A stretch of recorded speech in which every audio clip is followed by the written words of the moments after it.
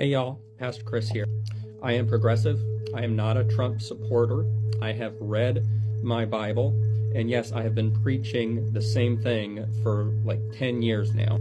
So a lot of people have been trying to quote Romans 13 to me, and I also get a lot of questions in the comments or comments saying that God is in control and puts rulers in power and what have you.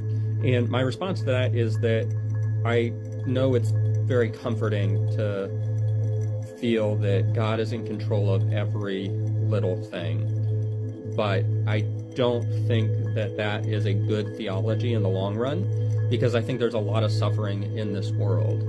And I would never tell somebody who directly suffers from either authoritarian governments or from cancer or from a natural disaster that God is ultimately responsible for that. I'll do another video on my views of the problem of evil and free will, but suffice to say, I don't think that God causes all of these evil things to happen. And I do think that God weeps with us and grieves with us when we are suffering. I don't think that God was responsible for putting authoritarian dictators into power throughout history, and I don't think that God is responsible for the outcome of this election now. I think the responsibility lies with all of the people who chose to vote for him, as well as all of the people in power who chose to spread misinformation intentionally to deceive the American people. Now, Romans 13, that everybody's been trying to get me to read, which I've read it, says, "Let every person be subject to the governing authorities, for there is no authority except from God, and those authorities that exist have been instituted by God. Therefore, whoever resists authority resists what God has appointed, and those who resist will incur judgment. For rulers are not a terror to good conduct, but to bad. Do you wish to have no fear of the authority? Then do what is good, and you will receive its approval." So instantly, there are a few problems with using this line of argument to say that we need to just get in line behind authoritarian government. The first is that Paul is clearly writing this in context in a Roman Empire where the people do not have a say over who is in power, and also at a time where the Roman government is very distrustful and actively hostile towards Christians.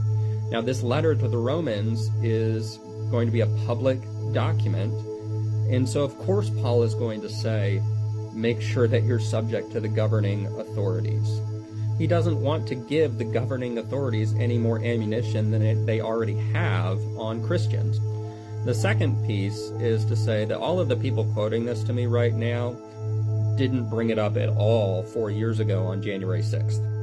And the third thing that I would note is that we don't live in an empire or a dictatorship. Well, maybe we do now, I don't know, but we're not supposed to. Our country is governed by the people. We are the governing authority. We elect people to represent us, but the idea behind our government is that the people are the governing authority of this country.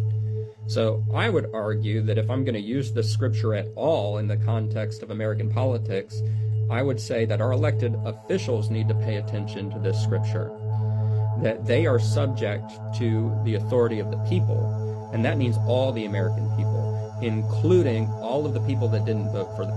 And I think that we are called by God, as the governing authorities of this country, to hold people in power accountable. And one final note, the early Christians, they prayed for the emperor, but they refused to bow down to the emperor. And for that, many of them paid with their lives. I hold them up as an example in my life. And I hope it doesn't come to that, but I'm going to follow the saints, and I will follow my Jesus all the way to the cross if I have to.